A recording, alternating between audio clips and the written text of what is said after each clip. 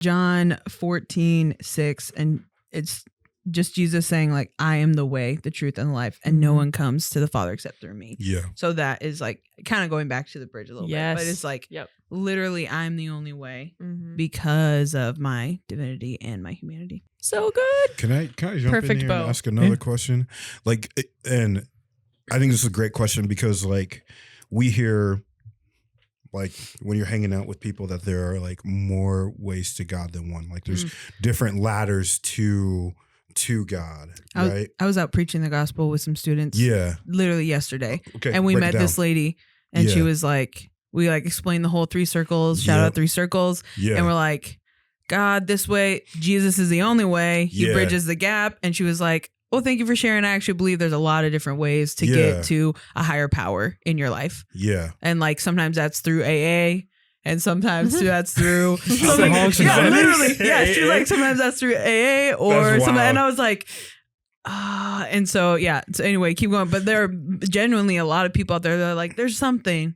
Yeah. But I've also heard a bunch on socials recently. It's probably been around for a long time, but just the accessibility we have with the internet, I've heard a lot or seen a lot in like reels and TikToks and things.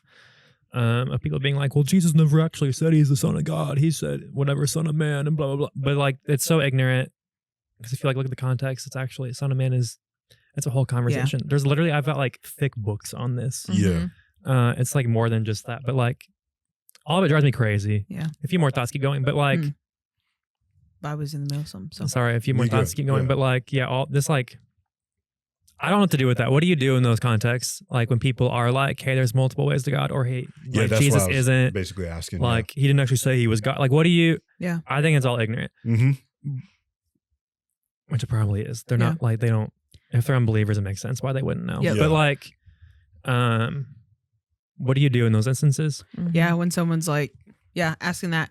Basically, yesterday I had these kids with me, so I was like, I'm not about to get into a fight and or a big discussion. Yeah, for sure. But like in general, the big thing is really getting to know what they want out of the conversation, right? If someone's like, I just want to prove my point, I'm like, I don't want to hear you, then you literally just have to gracefully bow out. You're like, all right, if you don't want to like hear what I have to say, like there's that scripture that talks about like throwing pearls before swine. Yeah. So like where you don't want to just like keep on all like the knowledge you have. Trying to find it in my brain, Matthew 16. Something like that. No. Like just everything I know, I'm going to spew it at you. Cause you also don't want to just do that to them when they don't like, they're not in the same wavelength. Yeah.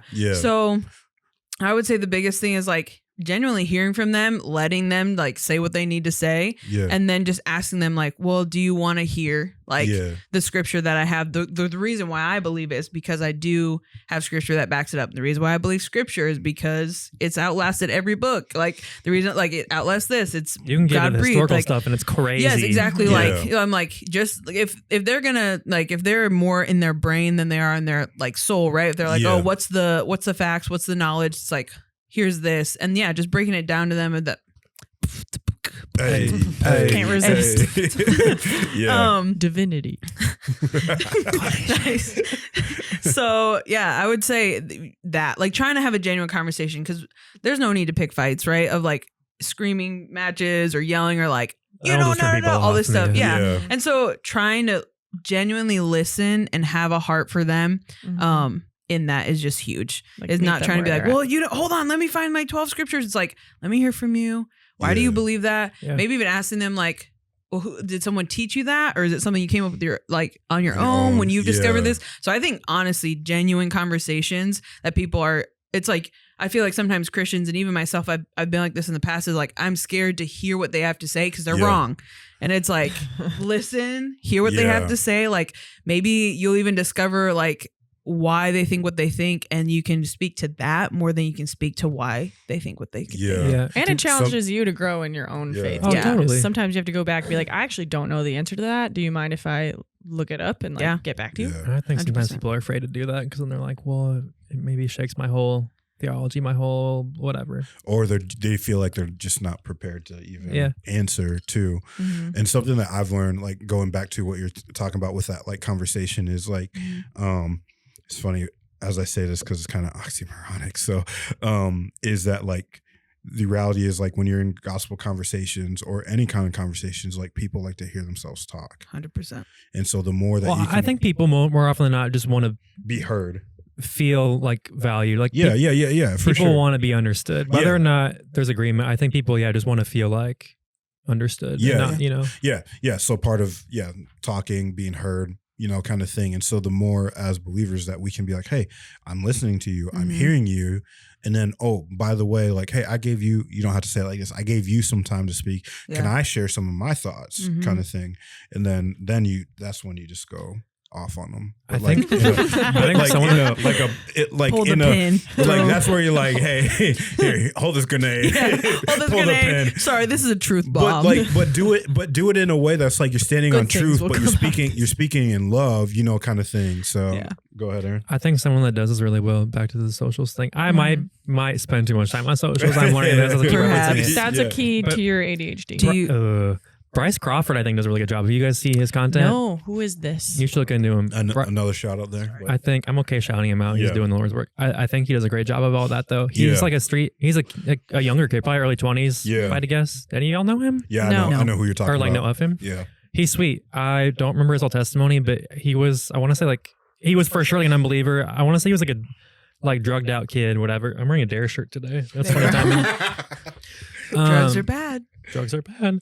But he found the Lord, and he's like, I think he handles that so well. If you find his content, not even just to be entertained, but to even learn from it. He knows the word, but he goes to crazy places like pride parades, satanic events, all kinds of things. Yeah, and he'll just have conversations, and he's just people who are in crazy demonic masks and all kinds of things.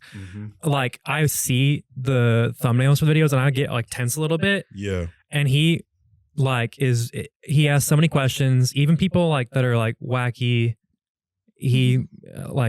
He values them and honors them, and he's like, oh yeah, why do you think that, whatever. And then when they share, he's like, that's cool, here's the Bible. And but it's not an aggressive way. It's not like in a I'm arguing or and whatever, but he gives them space to so good. Yeah, just vocalize whatever they need to. And then more often than not, the videos at least I've seen, and it might be a false misrepresentation of reality, because maybe more often than not people are get away, but at least and how the videos end more often than not is he's like, hey, can I just pray for you? And they're generally open to it. Yeah. And I think kind of going back to what CG said in episode 4 of the pod, it's arguments don't get anywhere, but I can still relay the Lord's heart to you in this moment. I can still pray for you in the moment if you're cool with it. After the fact, for sure, and leave it in the Lord's hands and kind of try and sow seeds into your heart. But he does it really well. Bryce Crawford, check him out. Yeah, well, that's good. The one thing I'll say on that too is there's a video that I watched also on social media where there was these two street evangelists, and one of them was had a megaphone and just shouted Jesus saves and all these other things. And then this other evangelist came up to him and he was like, hey man, have you ever actually tried having a conversation with somebody instead of shouting, just yelling at them? Yeah, and yelling and stuff like that. And the guy was like, no. It's like, hey, would you be willing to go with me to have a conversation? And just to see how that interaction was kind of changed the yelling street evangelist's perspective was really cool. So yeah. It's huge. Did you find that verse? The pearls of swine? Yes, I did. What was it? It is Matthew 7 verse 6, which says, do not give what is holy to dogs, nor throw your pearls before swine, lest they trample them under their feet and turn and tear you to pieces. Mm-hmm.